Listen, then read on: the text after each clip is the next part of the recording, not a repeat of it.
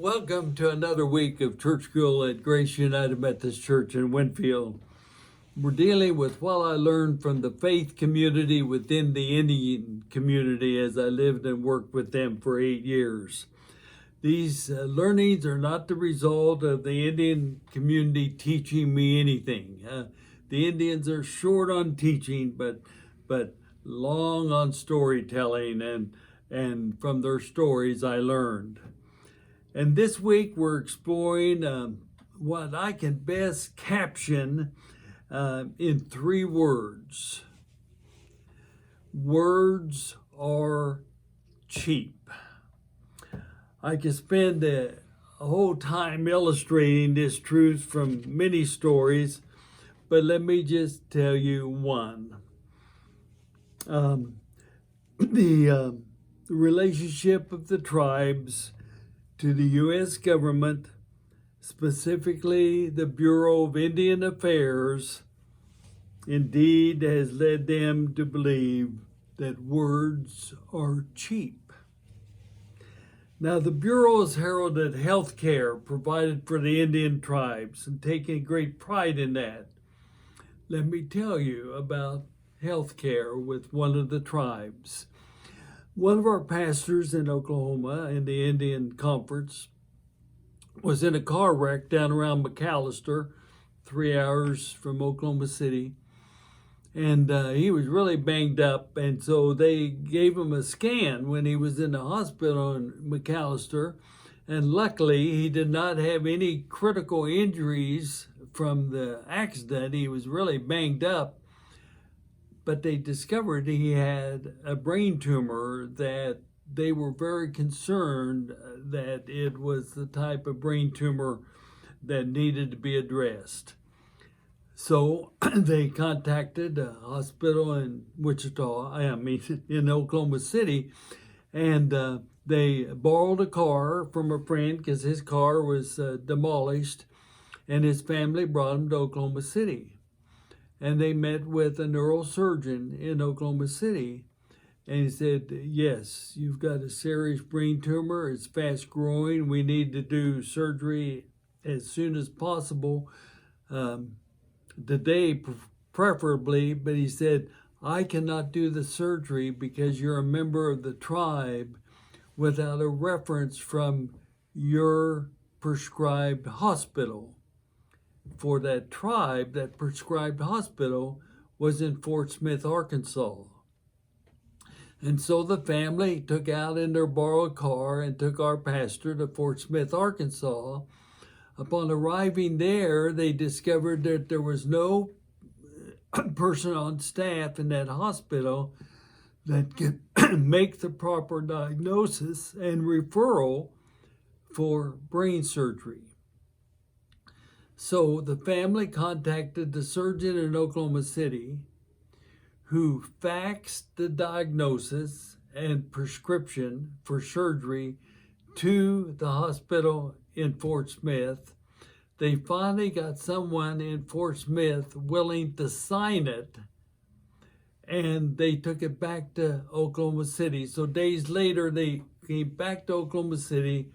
The surgeon immediately performed the surgery, and I sat with the family after surgery with the surgeon.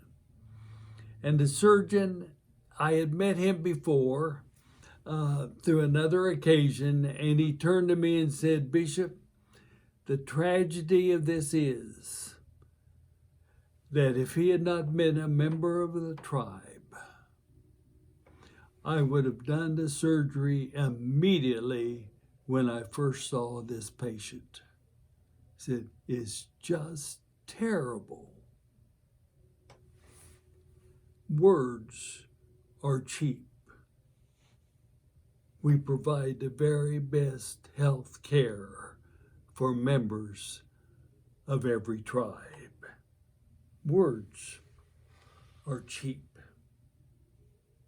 Time and time again, major decisions are being made in the judicial system today, overturning abusive practices of 100 and 150 years, which have been blatant violations of the treaties entered into in good faith by the tribes, but never implemented by the government and the Bureau of Indian Affairs.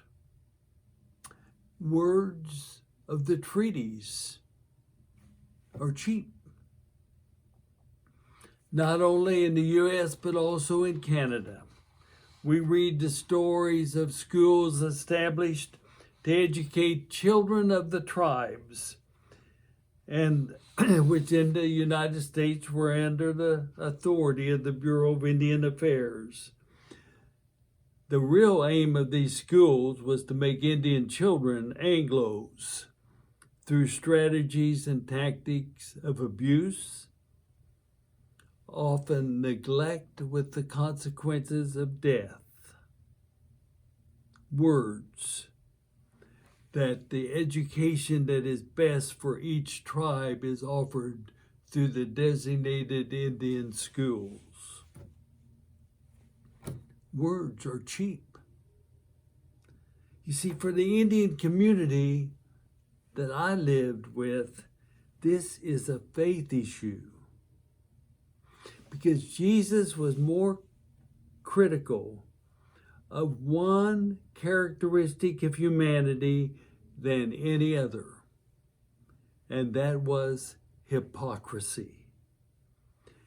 How many times did Jesus address the religious leaders of the day by saying, "You hypocrites"?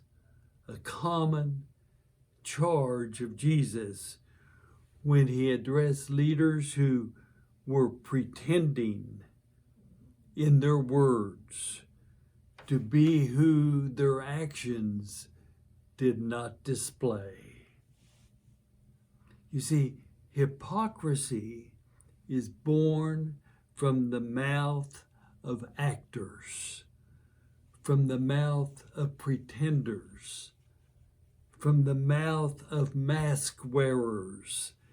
This is the source of the Greek word translated hypocrites. For the hypocrite on stage was a person who would pick up the mask with a handle and put it in front of their face, playing a role, pretending by wearing a mask in front of their face, pretending to be someone that they were not. For the Indian community, words are cheap, for it's a faith issue for them, referenced in the teachings of Jesus, that hypocrisy was the most common sin referred to by their Lord and their Savior. Such a profound learning for me, because my profession is one which relies on the spoken and written word. Therefore, I find myself more vulnerable than most to proclaiming messages which are really cheap unless they reflect my behavior. This learning has caused me to reverse the common sequence. For the common sequence is to share the words and do your best to live up to the words that you say. You've all heard the phrase, practice what you preach. See, my greatest failures in my occupation and my life is when I have failed to practice what I preach and practice what I teach.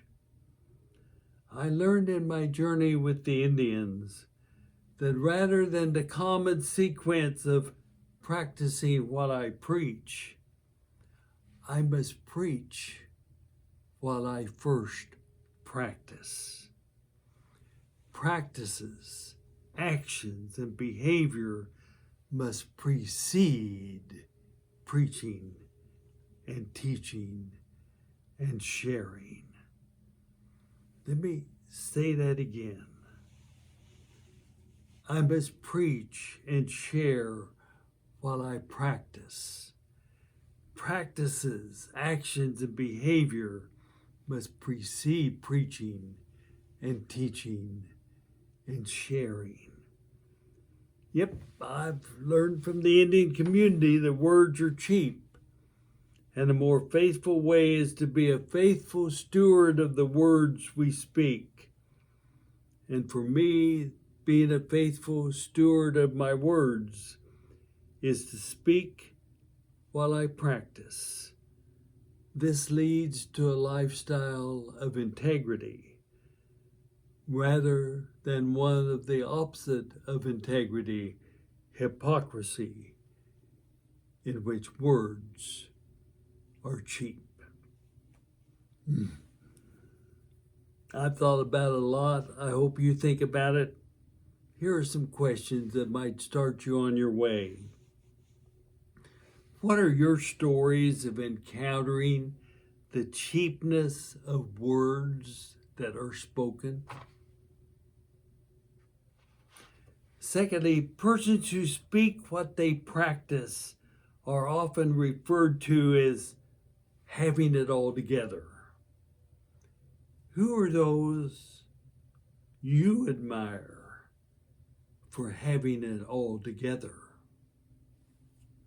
And finally, why do we hear so few sermons on the sin of hypocrisy, which Jesus referred to more than any other sin? Thank you for being a part of our time together.